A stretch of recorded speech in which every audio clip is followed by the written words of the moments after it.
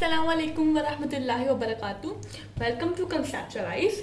तो पिछली वीडियो में हम लोगों ने बात करी थी कैपिटल पे, शेयर कैपिटल पे, कंपनी की डेफिनेशन पे। आज थोड़ी सी मजीद बात करेंगे कैपिटल पे। एक और दफा एक्सप्लेन कर देती हूँ आपको। कैपिटल, ऑथोराइज कैपिटल वो जितना कैपिटल हम इशू कर सकते हैं, राइट? जितना कैपिटल हम इशू कर सकते हैं। इशूड कैपिटल वो जितना कैपिटल हमने इशू करा। ये एक छोटी सी एग्जांपल है। ऑथोराइज कैपिटल हमारे पास कितना है? 10 लाख, ठीक है। 1 मिलियन यानी 10 लाख, ठीक है। जब बहुत ज्यादा होता है, ये आपको सिर्फ एग्जांपल के लिए छोटा अमाउंट लिया गया है। हमारे पास इशूड कैपिटल में क्या लिखा हुआ आ रहा है? 7 लाख। इसका मतलब हम 10 लाख तक इशू कर सकते हैं। फिलहाल हमने 7 लाख इशू करा है, ठीक है। सोल प्रोप्राइटरशिप में क्या होता है? सोल प्रोप्राइटरशिप में जो ओनर होता है वो एक सिंगल ओनर होता है। तो जितना भी पैसा बिजनेस पे लगा होता है, अपनी सेविंग को साइड उठा के लेकर आया होता है, अपने बिजनेस पर लगाता है। ये सोल प्रोप्राइटरशिप के केस में होता है। फिर आता है हमारे पास पार्टनरशिप का केस। पार्टनर्स में क्या होता है? जो पैसा बिजनेस में लगा होता है वो पार्टनर्स लेकर आते हैं। वो उनकी पर्सनल सेविंग होती है। उनकी कॉन्सेप्ट आता है कंपनी। जब आप बिजनेस कर रहे होते हो एक बड़े लेवल पे, ठीक है, एक बड़े स्केल में बिजनेस कर रहे होते हो, तो पार्टनरशिप और सोल प्रोप्राइटरशिप एक बहुत छोटी फॉर्म होती है बिजनेस की। फिर आप कंपनी की तरफ आते हो। अपने बिजनेस को आप कंपनी की शक्ल देते हो।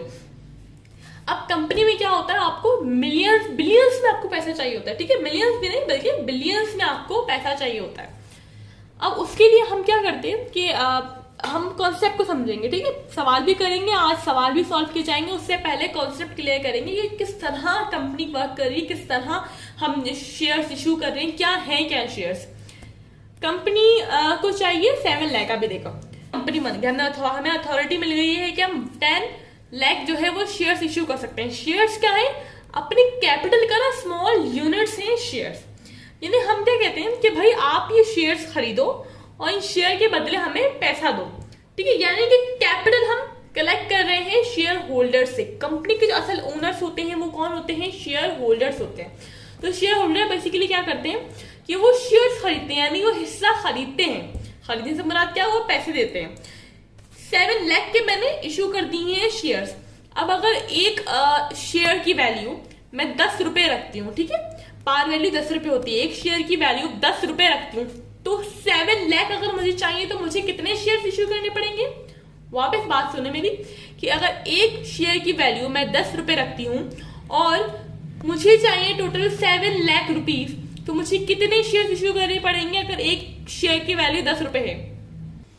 ये नंबर ऑफ शेयर्स, ये बहुत बेसिक सा फॉर्मूला है, बस सिंपल सा फॉर्मूला है। 7 लाख हमें कैपिटल चाहिए था, एक शेयर की वैल्यू 10 रुपए है, ठीक है, पार वैल्यू। तो इस हिसाब से हमें 70,000 शेयर्स इशू करने पड़ेंगे 7 लाख कंपनी में लाने के लिए। अच्छा, हम ऐसा क्यों कर रहे हैं? हम सोल प्रोप्राइटरशिप की तरह, पार्टनरशिप की तरह क्यों हम खुद पर्सनल, हम जो अपनी पर्सनल रिसोर्सेज है, जो पर्सनल हमारी सेविंग्स है, हम उससे पैसा क्यों नहीं ला रहे? क्योंकि यहाँ पर हमें बहुत बड़ा अमाउंट चाहिए, ठीक है। यहाँ पर हमें, क्योंकि कंपनी में जो कंपनी की शक्ल इख्तियार करता है बिजनेस, वो बहुत बड़े लेवल पे काम कर रहा होता है, तो उसके लिए हमें बिलियंस में पैसा चाहिए होता है। जो ओनर्स हैं वो खुद पैसा नहीं ला सकते, तो वो क्या करते हैं, जो हमारे पास कंपनी का आइडिया जो बेसिकली डिसाइड करते हैं, जो कंपनी बनाने के बारे में सोचते हैं, वो हमारे पास कहलाते हैं प्रोमोटर्स। जो कंपनी बनाने के बारे में सोचते हैं, कंपनी का आइडिया जो देते हैं, असल में जो कंपनी की बुनियाद रखते हैं, वो हमारे पास प्रोमोटर्स कहलाते हैं। ओनर्स कौन होते हैं? ओनर होते हैं जो इसमें पैसा लगाएंगे और रिस्क लेंगे। वो हमारे पास शेयर होल्डर्स होते हैं, यानी जो डिसीजन मेकिंग है वो शेयर होल्डर्स नहीं कर रहे होते। शेयर होल्डर्स कौन है? जो शेयर्स खरीदते हैं। अभी मैंने आपको कहा हमें 7 लाख रुपए क्या चाहिए? कैपिटल चाहिए। एक कैपिटल की वैल्यू, एक शेयर की वैल्यू 10 रुपए है। 7 लाख हमें चाहिए कैपिटल, एक हमने शेयर की वैल्यू 10 रुपए रखी, तो हमें इस हिसाब से कितने शेयर इश्यू करने पड़ेंगे? 70,000 हमें शेयर इश्यू करने पड़ेंगे। अच्छा, शेयर्स में बात करते हैं कि शेयर्स क्या होते हैं। Capital of a company is divided into units or parts of equal amount. जो कंपनी का कैपिटल होता है उसमें हमने बात करी है कि वो डिवाइड होता है यूनिट्स में, ठीक है, यूनिट्स में या पार्ट्स में, इक्वल अमाउंट के। तो कैपिटल कंपनी का डिवाइड हुआ है यूनिट्स में या पार्ट्स, यानी हिस्से हुए में है इक्वल अमाउंट के। उसका हर हिस्सा, ठीक है, अगर 7 लाख रुपए कैपिटल इश्यू करा है तो 10-10 रुपए में वो डिवाइड हुआ है, तो वो जो हर हिस्सा, हर यूनिट क्या कहलाएगा? शेयर कहलाएगा। अब शेयर्स की वैल्यू पे बात करते हैं। हमने शेयर समझ लिया, शेयर क्या होता है, हर हिस्सा जो कैपिटल का हमने डिवाइड करा हुआ है उसको हम शेयर कहते हैं, ठीक है। अब फेस वैल्यू या पार वैल्यू, एक वैल्यू जो कि शेयर सर्टिफिकेट पे लिखी हुई है, ठीक है, शेयर पे जो वैल्यू लिखी हुई है उसको पार वैल्यू कहते हैं। ये भी हमारे पास अथॉरिटी जो है वो डिसाइड करती है कि बुक वैल्यू वो वैल्यू जो कि कंपनी की बुक्स में लिखी हुई है। मार्केट वैल्यू वो वैल्यू जिस पर शेयर्स ट्रेड किए जाते हैं। ट्रेड मतलब क्या, खरीदे या बेचे जाते हैं। अच्छा, मार्केट कौन सी, क्या आलू और प्याज की मार्केट, नहीं, SECP। इसका मतलब क्या है, stock exchange commission of Pakistan. यहां सेल किए जाते हैं जिस वैल्यू पे, वो मार्केट वैल्यू। अब मार्केट वैल्यू और पार वैल्यू अक्सर डिफरेंट होती है। डिफरेंट क्यों होती है, पार वैल्यू अक्सर 10 रुपए होती है, ठीक है। अगर नहीं भी आपको क्वेश्चन में दी हुई तो आप 10 रुपए अज्यूम करोगे कि शेयर्स की वैल्यू जो शेयर्स की पार वैल्यू है वो 10 रुपए है। मार्केट वैल्यू डिफरेंट क्यों होती है, इस बात को समझते हैं। मार्केट वैल्यू, अब कंपनी जब ग्रो कर रही है, ठीक है, कंपनी की एक अपनी वैल्यू है, कंपनी ग्रो कर रही है, बहुत अच्छा काम कर रही है, तो वो क्या करेगी, अपनी शेयर्स की वैल्यू को बढ़ा देगी, ठीक है। अब उसकी वैल्यू बढ़ गई है, अब वो बढ़ा देगी अपनी शेयर्स की वैल्यू। तो हो सकता है पार वैल्यू 10 रुपए है तो मार्केट वैल्यू क्या हो, 15 रुपए हो, 20 रुपए हो। लोग खरीदेंगे क्योंकि कंपनी को पता है कि उन कंपनी की वैल्यू है, कंपनी बहुत अच्छा काम कर रही है, बहुत ग्रो कर रही है, तो उसने अपनी मार्केट वैल्यू बढ़ा दी। अब आप इसी का हम दूसरा एग्जाम्पल ले लेते हैं कि कंपनी अब अच्छी नहीं चल रही है, ठीक है, कंपनी के बहुत बुरे हालात चल रहे हैं, अभी बैंकक्रप्ट होने वाली है, या यानी काफी जो है ना वो फाइनेंशियल तौर पे वो वीक है अभी, ठीक है, इतना अच्छा काम नहीं कर पा रही, इतना अच्छा बिजनेस नहीं चल रहा है अभी कंपनी में। तो क्या होगा, face value market par value से जो मार्केट वैल्यू है वो कम भी हो सकती है, यानी ये ज्यादा भी हो सकती है पार वैल्यू से और कम भी हो सकती है पार वैल्यू से। अब हमारे पास एक क्वेश्चन है, उसको सॉल्व करेंगे, ठीक है, उसकी जर्नल एंट्रीज पास करनी है हमें। Ali company authorise to issue shares of ₹10 lakh यानी 1 मिलियन या 10 lakh at par value of ₹10। Ali company authorise है शेयर्स इश्यू करने के लिए 10 लाख के पार वैल्यू जिसकी 10 रुपए होगी। यानी जो ऑथोराइज कैपिटल है, हमें सेंटेंस में बताया गया है, जो ऑथोराइज कैपिटल है कंपनी का वो है 10 लाख, उससे ज्यादा के शेयर्स इश्यू वो नहीं कर सकती। यहां हमें बताया गया है कि Ali company issued shares of ₹10 each at ₹10 each and received share applications of ₹1,20,000 shares। Ali company कितने शेयर्स इश्यू कर सकती थी, ऑथराइज कैपिटल उसका है 10 लाख। 10 लाख को जब हम लोग डिवाइड करेंगे 10 से, 10 लाख को हम डिवाइड करेंगे जब 10 से, तो हमारे पास आंसर आएगा 1 लाख। यानी अगर कंपनी का ऑथराइज कैपिटल 10 लाख है और 10 रुपए एक शेयर की वैल्यू है, तो वो 1 लाख शेयर इशू कर सकती है। कितने शेयर्स इशू करेगी, 1 लाख शेयर्स इशू करेगी। 10 लाख अगर उसे कैपिटल चाहिए अपनी कंपनी के अंदर, उसने 10 लाख ही यहाँ पे जितना ऑथराइज कैपिटल से उतना ही शेयर्स इशू करती हैं, तो जितना ऑथराइज था कैपिटल उतना ही इशू करा है कंपनी ने। अब कंपनी ने इशू कितना करा है, यानी नंबर ऑफ शेयर्स पे बात करें तो 1 लाख है। अभी हमने डिवाइड करके देखा है 10 लाख को 10 से, तो 1 लाख उसका नंबर ऑफ शेयर्स है जो उसने इशू करेंगे। अब रिसीव्ड एप्लीकेशंस क्या, अच्छा जब कंपनी फॉर्म होती है, ठीक है, जब कंपनी फॉर्म होती है वो पहली दफा जब शेयर्स इशू करती है, तो पहले जो शेयर होल्डर्स यानी कि जो पब्लिक इंटरेस्टेड होती है, शेयर एप्लीकेशन सबमिट करवाती है। कंपनी वो खुद बताती है कि हाँ ये बैंक है, यहाँ पर हमारे जो शेयर एप्लीकेशन मौजूद है, यहाँ पर आप जाके शेयर एप्लीकेशन ले सकते हैं, खरीद सकते हैं, यहाँ पे हमारे शेयर्स मौजूद हैं। तो वो शेयर्स खरीदने से पहले शेयर एप्लीकेशन सबमिट कराते हैं। ये अभी क्या हुआ, हमें बताया गया कि 10 लाख ऑथराइज कैपिटल था, यानी 1 लाख कंपनी जो है वो शेयर्स इशू करेगी। 1 लाख इशू करे, इशू कितने करे, 1 लाख। Received share applications 1,20,000। हमने शेयर एप्लीकेशन कितने थाउजेंड की रिसीव करी, 1,20,000 की।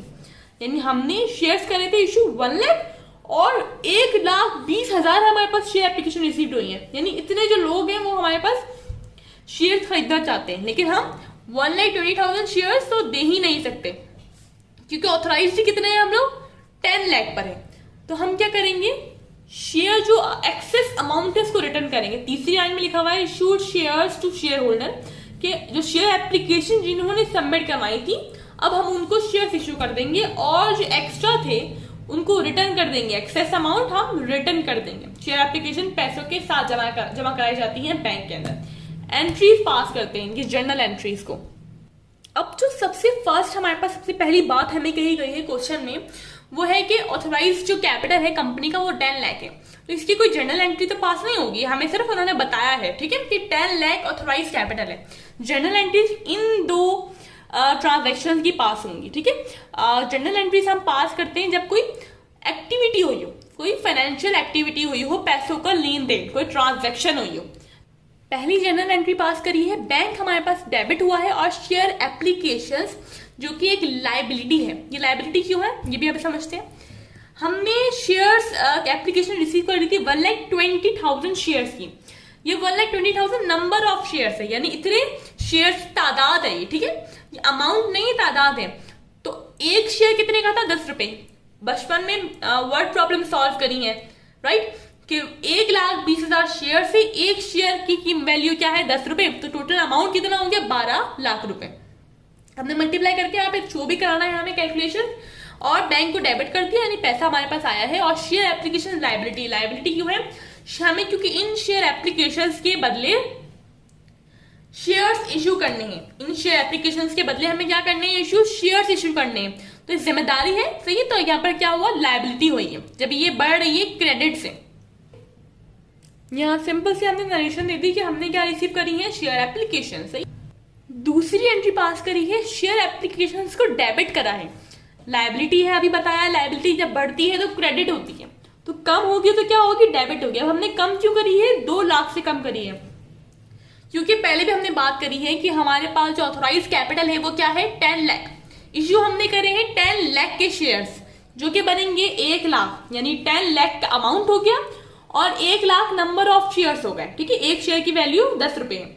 लेकिन हमारे पास जो रिसीव हुई है एप्लीकेशंस वो कितनी हुई है? वो वही है 1,20,000, यानी जो 20,000 है वो एक्स्ट्रा अमाउंट है, क्योंकि हम सिर्फ इशू कर सकते हैं शेयर्स 1 लाख। सही, 1 lakh number of shares issue कर सकते हैं, हम उससे ज्यादा नहीं कर सकते।